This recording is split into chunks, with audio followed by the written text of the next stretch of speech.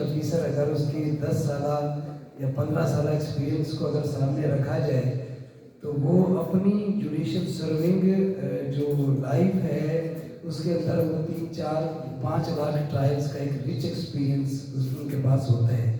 उनके अपने इमोशंस और expectations to the advocate and to the case, to the nature and the fate of case वो जुड़े होते हैं। लेकिन चूँकि वो स्टैट्यूटरी जो बाउंडनेस है उसके अंदर रहते हैं, उस एम्बिट में रहकर ही प्रोसीड करना होता है। तो आप लोग जो जुडिशल ऑफिसर्स होते हैं उनके पास एक रिच एक्सपीरियंस होता है। हमारे नौजवान नस्ल को उस एक्सपीरियंस की शेयरिंग की बहुत सख्त ज़रूरत है ताकि आने वाली जो नस्ल है, ये जो नौनिहाल पौधे हैं जो आगे बढ़कर इस पाकिस्तान का सरमाया बनेंगे, वो एक अच्छे और मुदब्बिर वकील बन सकें और आवाम में जो जस्टिस सिस्टम है उसको इम्प्रूव कर सकें। मैं आने वाले मुकर्रर की खिदमत में एक नजराना अकीदत रख रहा हूँ। उनकी शख्सियत के मुताबिक की गालिब साहब ने फरमाया है, बस के दुश्वार है हर काम का आसान होना, बस के दुश्वार है हर काम का आसान होना, आदमी को भी मुयस्सर नहीं इंसान होना, इशरत कत्ल गाहे अहले तमन्ना मत पूछ, ईद नज़ारा है शमशीर का उरिया होना। आप सबकी भरपूर तालीम मुझ में मैं दावत खिताब दूंगा। जनाब इजाज़ अहमद साहब जनाब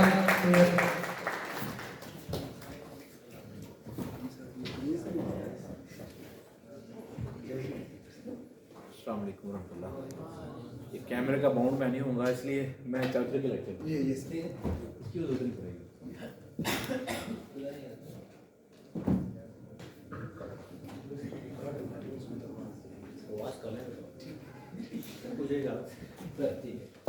सर के लेक्चर बहुत अच्छा था। कुछ चीज़ें मैं ऐड कर दूँ। रेडिशन और काउंट्स का जब counter claim set of claim आता है ना, तब आपने करना होता है कि आपने कोर्ट फी जो काउंटर क्लेम किया जा रहा है उसके मुताबिक लगानी। सेट ऑफ का जो काउंटर क्लेम जो बंदा रिस्पॉन्स में मांग रहा होता है ना कि मैं इतने मेरा क्लेम है इसकी तरफ, आप उसका उसके मुताबिक कोर्ट फीस लगाएं। एडवाइजर कोर्ट फीस नहीं होगी, मालिक दावा लगाएगा ये जो आपने क्लेम मांगा उसके मुताबिक, ठीक है। नंबर 2 उसका जवाब आता है, फिर सेट ऑफ क्लेम का फिर प्लेंटिफ जवाब देगा। जैसे आपने क्लेम किया उससे उसने जो आपसे काउंटर क्लेम मांगा आपने उसका जवाब देना है, ठीक है। ये चीज वहां पे मिस हो गई। एक पहले था बर्डन ऑफ प्रूफ के हवाले से। बर्डन ऑफ प्रूफ जो प्लीडिंग्स के थ्रू इश्यूज के थ्रू लग जाता है प्लेंटिफ के ऊपर, वो कभी शिफ्ट नहीं होता। Burden of proof fixed on a party by way of pleadings कभी शिफ्ट नहीं होता। जब कोई पार्टी एविडेंस लीड नहीं करेगी, जिस पे बर्डन था वो नहीं कुछ एविडेंस कर सका दे सका, वो फेल हो गई। आर्टिकल 118 है कानूनी ऑर्डर का, उसके अंदर लिखा है कि when neither party produces evidence, जिस पे बर्डन था अगर वो पेश नहीं कर सका वो एविडेंस, वो फेल हो गई।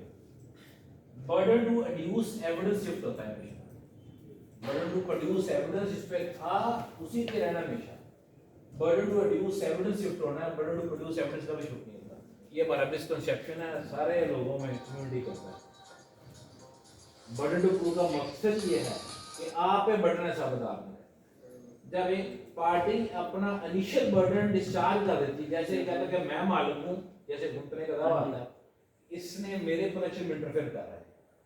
जब आपने अपना पोजीशन थ्रू खर्चा कदावरी और आपकी मलकियत साबित कर दी ना, आपने अपना इनिशियल बर्डन ऑफ प्रूफ पूरा कर दिया डिस्चार्ज। अब बर्डन टू एड्यूस एविडेंस जो है वो डिफेंडेंट पे आ गया कि तू दस भी ये गल कर रहे हैं गलत कर रहे हैं। ये है बर्डन टू एड्यूस एविडेंस शिफ्ट होता है, बर्डन ऑफ प्रूफ का भी शिफ्ट नहीं होता। ये याद रखें, पॉइंट बड़ा है। मैं इंटरव्यू पूछा जाएगा कहीं आप जाएंगे कंपटीशन में, सर इस पे एतराज भी नहीं कर सकते हम? इस पे इश्यूज फ्रेम होते हैं वो आप कर सकते हैं। आप नई अमेंडमेंट आ गई, आप जो इश्यूज फ्रेम के पे आप कहेंगे ये बर्डन गलत रखा गया, क्योंकि मैंने जिसने एलान किया प्रूफ उसने करना। पहली बात उसमें एक सेक्शन बर्डन ऑफ प्रूफ पर है, अगर लेक्चर अगर आप कहेंगे इसमें मैं दूंगा। फिर जो आज का टॉपिक इस पे चलते हैं। ओके यार चलिए, सिंपल आ रहा है इसमें कौन चल रहा है। ठीक है, रहने दो, नो इशू, हमने डिस्कशन नहीं करनी है सर ये आप माइक डिस्कशन, रिक्वेस्ट है सर कि जो वीडियो रिकॉर्ड होगी उसमें आवाज़ नहीं जाएगी। ताकि आपके कीमती अल्फाज हमारे वो साफा बन सके। चल रहा है सर। ये ऑन है जी। चलो। अच्छा, आज का टॉपिक है रेलेवेंसी एंड एडमिसिबिलिटी। आज कानूनी शाला आपके पास है या नहीं है, मतलब नोट खुल जाएगा सर, खुल जाएगा। ये मैंने उसके अंदर रिपोर्ट की है, डेफिनेशन जी, चलता है, वैसे जरूर पड़ेगा वो क्या है। All the relevant facts are not admissible, but all the admissible facts are relevant. सुना सब में होगा, पता बहुत कम हो सकता है मुझसे ज़्यादा जानते हो, ठीक है। आर्टिकल 1 से लेके 69 तक कानूनी शहादत के अंदर जो ऑर्डर है वो चैप्टर पूरा ही रेलेवेंसी का है। रेलेवेंसी, अब रेलेवेंसी और एडमिसिबिलिटी दो डिफरेंट चीजें हैं, इसलिए हम डिस्कस कर रहे हैं रेलेवेंसी एंड एडमिसिबिलिटी। पहली स्लाइड पे ले आए, इससे पहले ये topic relevancy and admissibility. Relevancy and admissibility का बड़ा कहते हैं ना बारीक सा थिन लाइन डिफरेंस है, अक्सर लोग समझ नहीं पाते और कंफ्यूज होते हैं हमेशा। अगली स्लाइड पे all the relevant facts are not admissible but all the admissible facts are relevant। कोई बंदा बताएगा, एक्सप्लेन करेगा, बताना चाहिए, डिस्कस करेंगे, मैं आपसे सीखूंगा। ऊपर वाले में are relevant facts are not admissible, इस तरह का स्टेटमेंट ऑफ पुलिस होती है 161 में, वो उधर भी हो सकती है, इधर कोर्ट में एडमिसिबल नहीं हो सकती। नहीं क्यों नहीं, 161 का बयान कन्फ्रंट नहीं करवाते, नहीं मरते नहीं है।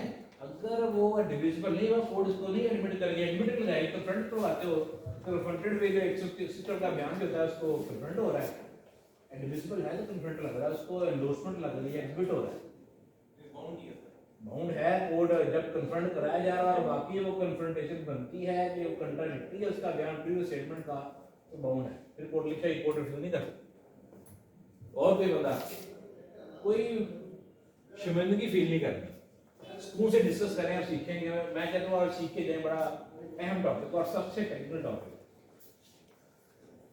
कोई नहीं, चलिए मैं बताता हूँ, आगे अगली स्लाइड पे जाएं, शुरू करते हैं।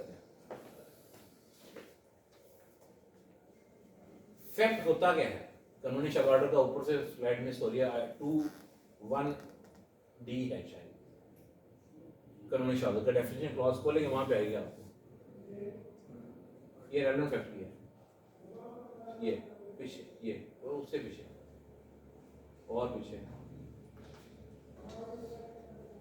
थर्ड स्लाइड, ये fact includes anything, state of the things और relation of things capable of being perceived by senses and, और दूसरा कैटेगरी है एनी मेंटल, उधर रहने दें, any mental condition of which any person is conscious। ये fact की definition. आगे आगे रेलेवेंट फैक्ट के ऊपर,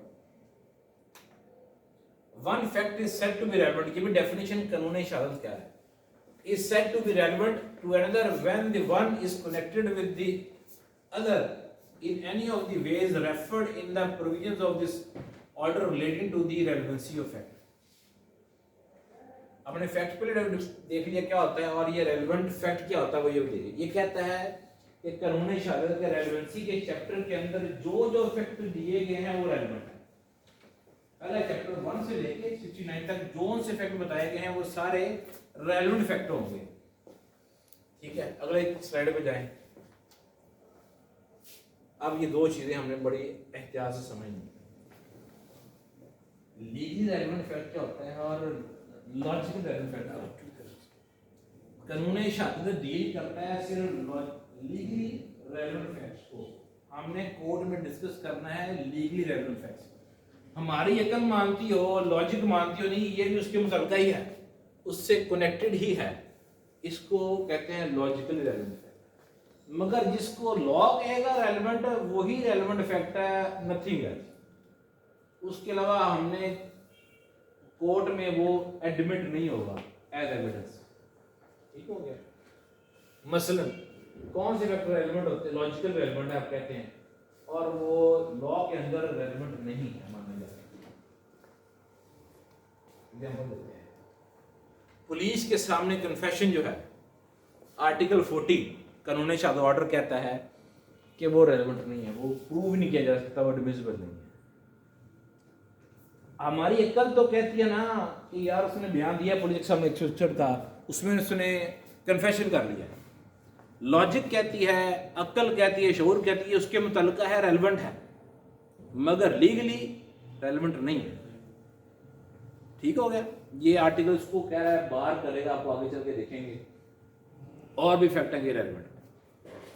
आप हेयर से सुना, हेयर से एविडेंस क्या होती है? सुनी सुनी बात है, लिटरली मीनिंग है, हेयर से एविडेंस है।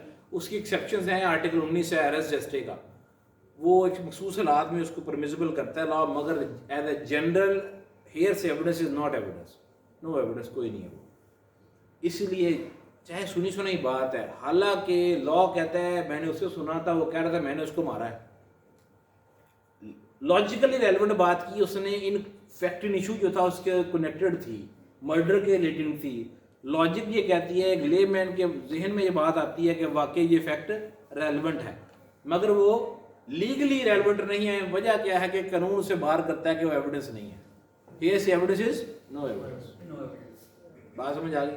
अब जिस फैक्ट को लॉ रेलेवेंट कहेगा सिर्फ वही रेलेवेंट है, उसके अलावा अगली स्लाइड पे ऊपर से नीचे।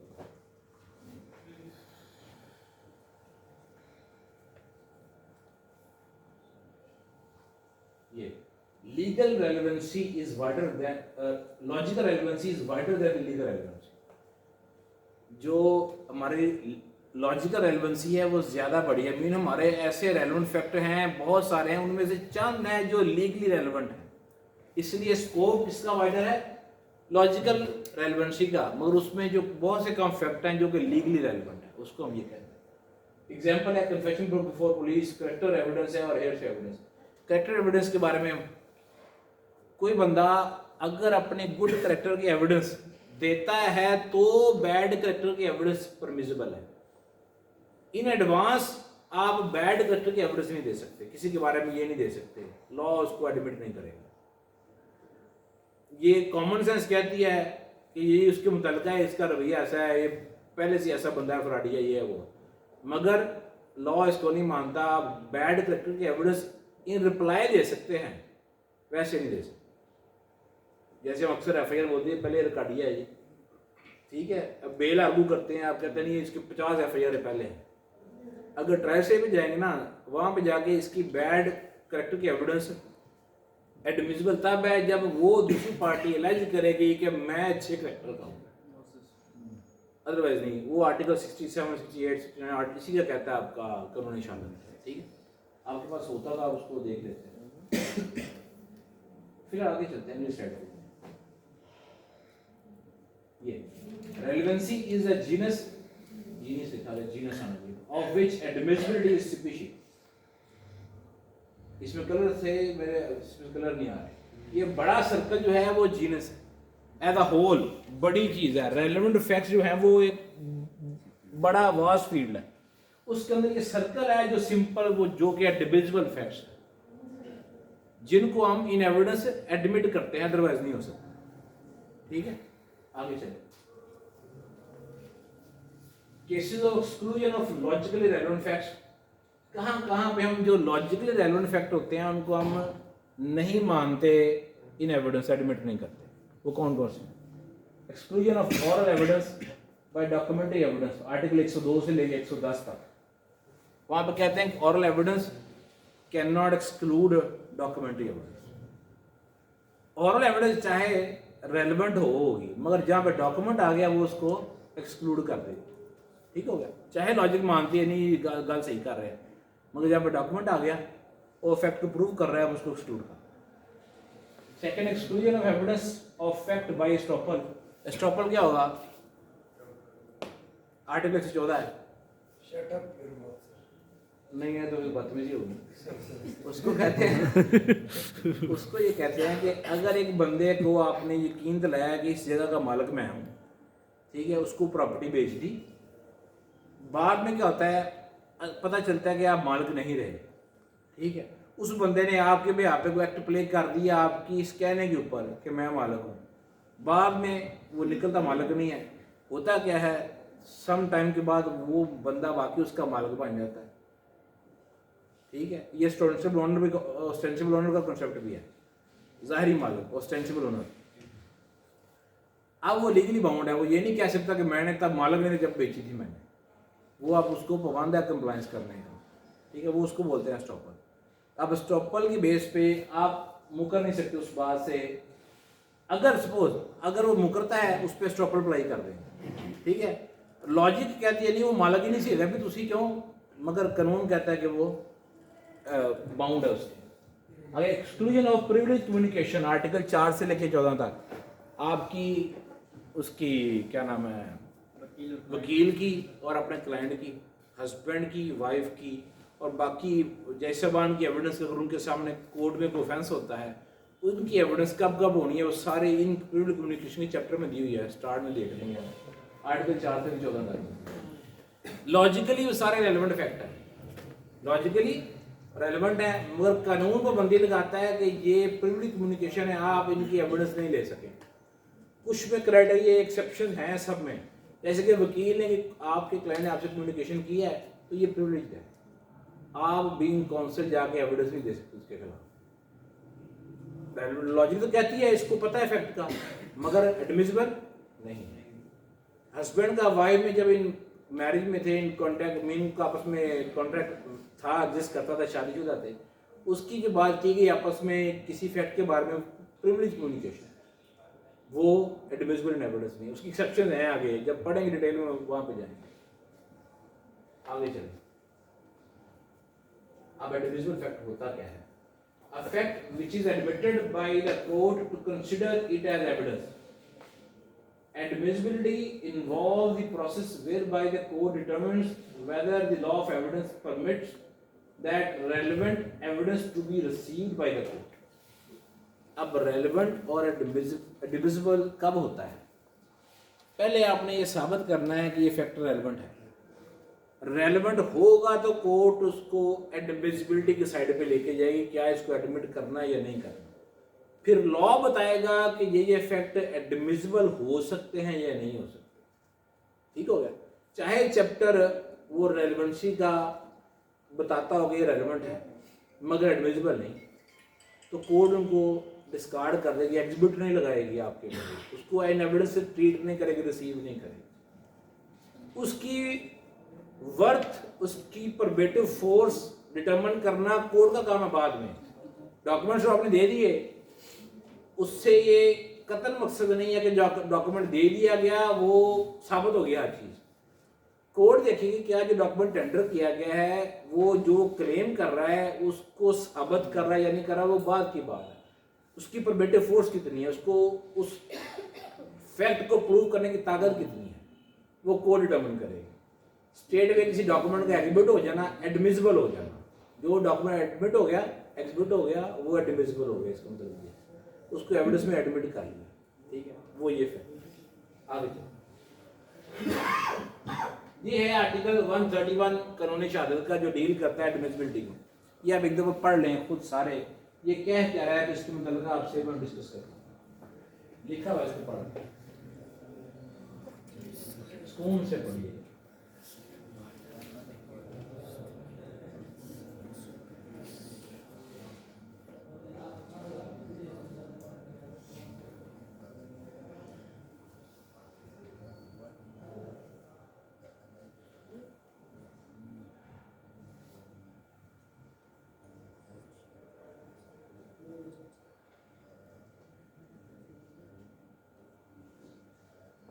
समझ गए?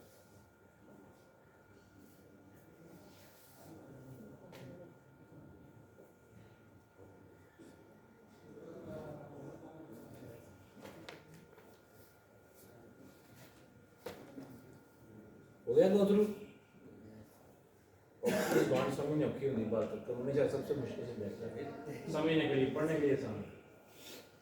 When either party proposes to give evidence, कोई of any fact देना चाहती है, the judge may ask the party proposing to give evidence कि वो क्या evidence देना चाहता है, in what manner the alleged fact, जो वो देना चाह रहा है evidence fact वो कैसे, if proved, कल को साबित कर ले, would be relevant। अभी एविडेंस एडमिट नहीं हुई, कोर्ट पूछेगी, पहले जज पूछेगा भी जेडे कागज तू दे रहे हैं ਇਹ ਕੱਲ ਨੂੰ ਕਿਵੇਂ ਰੈਲੇਵੈਂਟ ਹੈ। अगर तू साबित कर देंगे ना कि फैक्ट क्या होगा तेरे क्लेम के ऊपर, आपके क्लेम के ऊपर उसका क्या इफेक्ट है, कैसे साबित करें, कैसे रेलिवेंट है, उसको आपने साबित करना है इसके तहत। एंड द जज shall admit the evidence if he thinks that the fact is proved would be relevant and not otherwise. फिर हम एडमिट करेंगे अगर इसका फैक्ट ये जो पेश कर रहा है एविडेंस में देना चाहता कि ये रेलेवेंट है तो उसको एडमिट करेगा, अदरवाइज नहीं करेगा, not otherwise. Second, if the fact proposed to be proved in one of which evidence is admissible, only upon proof of some other fact, such last mentioned fact must be proved before evidence is given of the fact first mentioned, unless party undertakes to give proof of such fact and the court is satisfied with such undertaking. इससे मुराद ये है कि एक fact का establish होना एक दूसरे fact पे डिपेंडेंट है। मकसद मतलब अगर आपने सेकेंडरी एविडेंस देनी किसी डॉक्यूमेंट की, असल डॉक्यूमेंट नहीं आपके पास, आपने कहना है कि जनाब मेरे पास वो डॉक्यूमेंट नहीं, उसकी फोटोकॉपी है या टेस्टेड कॉपी की कॉपी है, असल गुम गया है। असल जो गुम चुका है वो असल डॉक्यूमेंट रेलेवेंट है, आप उसकी कॉपी नहीं दे सकते एज पर लॉ। असल डॉक्यूमेंट का उसको एडमिसिबल बनाने के लिए और रेलेवेंट बनाने के लिए कि वो फैक्ट जो डॉक्यूमेंट एग्जिस्ट कर रहा है जिसकी कॉपी देना चाह रहा है उसको ये चीज़ पहले साबित करनी है कि वाकई लॉस्ट हो गया नहीं हुआ, वो ये कह रहा है, तो फिर उसके गुम होने को पहले साबित करना है। और अगर कोर्ट सेटिस्फाइड है कि इसने ऐसा एविडेंस दे दिया है कि पहला इफेक्ट उसके गुम होने का उसने एस्टेब्लिश कर लिया, तो फिर कोर्ट उसको परमिट करेगी उस कॉपी को एडमिट करने की, ये हमने एविडेंस में ले लेते हैं। ये है उसकी ज्ञान। सपोज बड़े आगे आर्टिकल्स जिसमें एक डेड पर्सन जिसने कोई पहले बयान रिकॉर्ड करवाया हुआ है या बयान दिया हुआ है डॉक्यूमेंट्स के मुतल्लक, अगर वो मर जाता है तो उसकी एविडेंस कैसे होगी। मर जाना ये फैक्ट एस्टेब्लिश पहले आपने करवाना है उस बंदे का, वो डेड हो गया है तो उस डेड बंदे का डेथ सर्टिफिकेट देंगे आप कोर्ट में, कॉपी लगाएंगे साथ उसकी सेकेंडरी एविडेंस देने की, तो वो फैक्ट पहले एस्टेब्लिश करेंगे, फिर आप उसकी एविडेंस देंगे, वो डॉक्यूमेंट टेंडर करेंगे जो जिस बंदे की डेथ होगी। वो आर्टिकल 40 में है और उसमें जिसमें डायरेक्ट डिक्लेरेशन का चैप्टर है उसके अंदर सारी एक्सेप्शन दी हुई है। ठीक है, आगे थैंक्स यू थैंक्स। अच्छा, कोई क्वेश्चन हो ओपनली पूछिएगा विदाउट एनी हेजिटेशन, खुल के पोंगिया मारो भावे सुजाकियां मारो, करना खुल के क्वेश्चन। वो एक है कि कोई फोटोकॉपी डॉक्यूमेंट है और वो रिलाय नहीं करता लेकिन क्रॉस में उसको जो है ना वो मान लेता है, तो फिर उसको हम कैसे क्या मान लेता है? क्रॉस में जो गवाह है वो उसको डॉक्यूमेंट को मान लेता है ये मेरी डायरी तो है। जो वो मान के एडमिट कर गया है, facts admitted need not be proved. सही, एडमिटेड नॉट बी 114 आर्टिकल है 15 है, उसमें facts admitted need not be proved. जो एडमिट करके उसको प्रूव ही नहीं कर रहा, तो वो फैक्ट प्रूव करना जो एडमिट नहीं किया वो।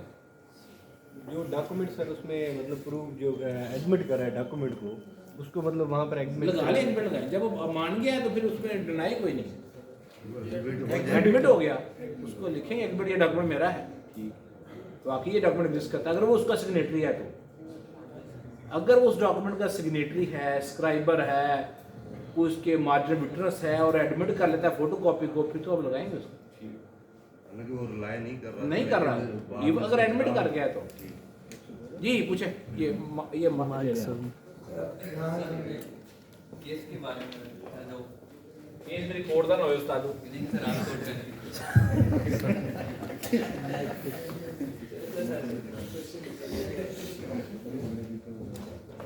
जी सर एक निकाह खान आता है तो निकाह हुआ होता है उसको उसके लिए एविडेंस देने के लिए हाँ ये निकाह मैंने करवाया है और ये इसकी कॉपी है, लेकिन जब उसके ऊपर एफिडेविट लगाते हैं तो वो प्लेंटिफ की साइड पे लगा देते हैं, हालांकि डिफेंडेंट होता है लेकिन एफिडेविट उस पर एफिडेविट P1 लगा देते हैं, हालांकि D लगाना चाहिए था। तो ऐसा हो सकता नहीं हो सकता। आप एप्लीकेशन देंगे उस कोर्ट को कि इसका जो इंडोर्समेंट की गई वो गलत की गई, उसकी करेक्शन कर दें, हो जाएगी करेक्शन। आपको पता है एग्जिबिट कहाँ कैसे लगता है, किस लॉ के तहत लगता है? मार्क को लाਉਂਦੇ हो तो एग्जिबिट क्यों लाਉਂਦੇ हो? सर एग्जिबिट तो किस लॉ के तहत लगता है एग्जिबिट? सर जो डॉक्यूमेंट्री एविडेंस में जो हम टेस्टेड कॉपी देते हैं, नहीं किस लॉ के तहत लगाते हैं? ये हाई कोर्ट रूल में होता है। हाँ हाई कोर्ट रूल में वो तो इन्ने बड़े ने 5 जिल्दा ने इन्होंने सर आप बता दें। आर्टिकल 30 ऑर्डर 13 खोलेंगे, उसके अंदर रूल 4, 5, 6 है, वो सारा डील करता है इसको एंडोर्समेंट को। एग्जिबिट नहीं लिखा होता वहाँ पे, चल मेक एन एंडोर्समेंट, डॉक्यूमेंट पे एंडोर्समेंट होगी, उस पर डेट होगी, उसके टेंडर करने वाले का नाम होगा, डिटेल लिखी है सारी वहाँ पे। सेम लिखा हुआ हाईकोर्ट रूल एंड ऑर्डर के अंदर वॉल्यूम 4 में है। अब डाउनलोड करें वॉल्यूम 4 में स्टार्ट में लिखा हुआ है कि डॉक्यूमेंट एग्जिबिट को एग्जिबिट लिखा जाएगा। एग्जिबिट का लफ्ज़ वहाँ से मिलता है। एंडोर्समेंट का ऑर्डर है, उसके अंदर ऑर्डर के अंदर हाईकोर्ट CPC के, और जो वो वाला है जो उसका एग्जिबिट का वर्ड है वो हाईकोर्ट रूल्स एंड ऑर्डर में। और कोई CPC का कौन सा ऑर्डर बताया? 13 रूल 4 या 5 होगा शायद, एग्जैक्टली 13 देख लें, स्टार्ट में ही है ये सर CPC में सिविल में प्रोसीजर में अप्लाई होगा ना, जो CPC ऑर्डर में है, और जो क्रिमिनल फौजदारी में वो हाई कोर्ट रूल से नहीं। हाईकोर्ट रूल्स में उसमें भी वैसे ही है, एविडेंस के अंदर जो मार्क किया जाता है वो एग्जिबिट होता है, उसी में होता है। हाईकोर्ट रूल्स में भी सेम दिया है वहाँ पे भी। बेसिकली वो सारी तशरी इसी की है, CPC की है, फौजदारी लॉ की है। वर्डिंग प्लेन लिखी हुई है, सादा वर्डिंग। जी Yes, sir. आर्टिकल 36 इसकी कोई सर मिसाल जो कोर्ट में यूज होती है daily sir? admission civil cases is well relevant. In civil cases, no admission is relevant if it is made either on an express condition that evidence of it is not to be given, or under circumstances from which the court can infer that the parties agreed together that evidence it should not be given. क्या आपको क्या समझ आई इसमें? मुझे नहीं आएगा। नहीं समझ आई, क्या समझ नहीं आई? पूरा नहीं ਇਹ ਉਸਤਾਦਾਂ ਦੀ ਗੱਲਾਂ ਆਗੇ ਪੁੱਛਦਾ ਇੱਥੇ ਆ ਕੇ ਆਇਓ ਖਾਸ ਕਰਕੇ ਸਾਹਮਣੇ ਦੱਸ ਕੇ ਕੱਲ ਆ ਗਿਆ ਸਵਾਲ ਜਾ ਕੇ ਪੁੱਛ ਰਿਹਾ ਕੀ ਕਹਿੰਦਾ ਹੈ। सर ने वैसे कहा था कि शाम के समय सर ऑफिस बैठे थे नाइट ऑफिस, मैंने कहा कि सर हम सवाल देते हैं डेली का, ये सर ने 2-3 हफ्ते पहले दिया था लेकिन अभी हम बता नहीं सके सर। तो सर कहते बताएं इसकी कोई मिसाल। पढ़ो इसको, आपने क्या पढ़ा, तर्जुमा बताओ क्या कहता है। In civil cases, no admission is relevant. Admission if it is made either upon the express condition and express that evidence is not to be given, and other circumstances from which the court can infer the parties agree together that evidence is should not be given. क्या कहता है, मैं नहीं कहता, तर्जुमे में बता दे, सादा लफ्ज़ में बता दे। नहीं सर मैंने सर पूछा ना आपसे, आप बताएं। यार मैं तो आपको तर्जुमा पूछ रहा हूँ, आपको समझ किस चीज़ की आई, तर्जुमे की नहीं आई या इस कंसेप्ट की समझ नहीं आई? कॉन्सेप्ट की समझ आई, तर्जुमा समझ आया सर, कॉन्सेप्ट की समझ नहीं आई। मैं तर्जुमा करना 1 by 1।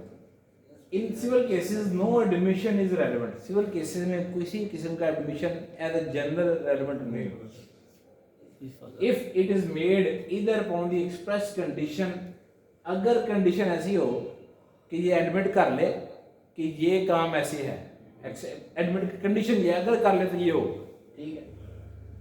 अपने खिलाफ एविडेंस देना, सपोज अगर मैं कहता हूँ कि मुझे ये कंडीशन ऐसे है कि मैं कहता हूँ कि मुझे ना ये कर ले तो ये मेरा क्लेम मैं मानता हूँ, इसका ये कर ले तो ये क्लेम मानता। अगर कंडीशन है तो जो कंडीशनल एडमिशन है वो एडमिट नहीं होगा, एडमिशन रेलेवेंट नहीं है। जब अगर वो कंडीशनल हो गया है फिर आगे चलो। Upon if it is made either upon N express condition, वो कंडीशनल एडमिशन था, उसको अब रेलेवेंट नहीं करेंगे।